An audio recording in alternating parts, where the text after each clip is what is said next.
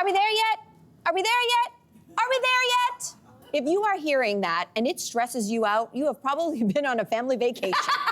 So one mother actually followed through on what we probably know as the universal threat. I'm gonna stop and turn this car around right now if you don't stop. Well, guess what? She did, in fact, cancel her entire family's sunny vacation after day one. Her two boys would just not stop fighting, so Mom decided, I'm gonna throw you some shade. She turned the car around, sent everyone home. She posted this story online, and she is getting a lot of support for her decision.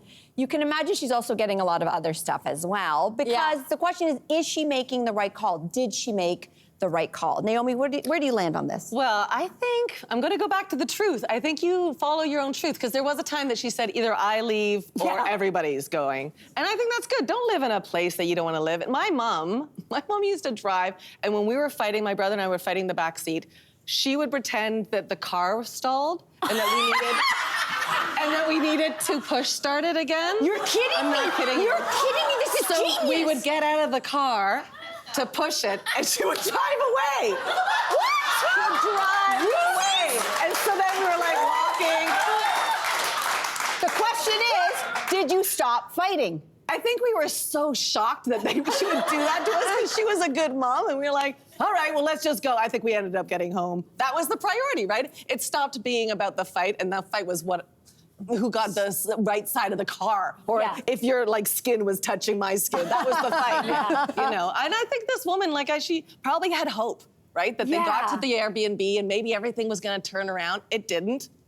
Turn herself around. We are gonna turn this Airbnb around, is what she probably said. That is an amazing story. Thank you so much. You're welcome. I'm still in shock. Anne Sneakus These book. kids, I will say, they sounded rotten. They sounded like rotten. It's an 8 and a 9-year-old boy, and they were just doing everything horribly. And when she put her foot down and finally said, there needs to be consequences.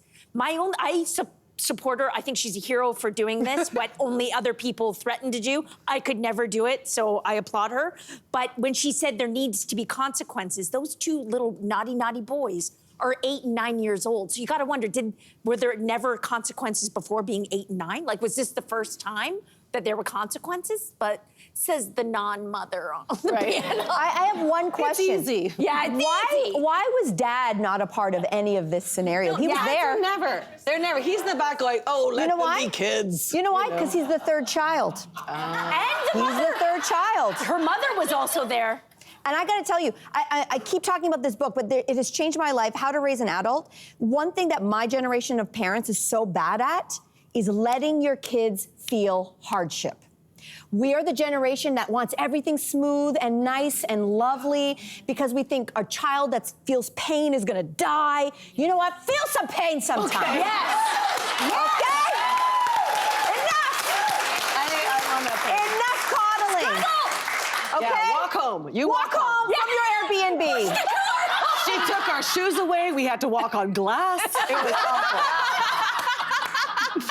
No, That is so good. Tell you.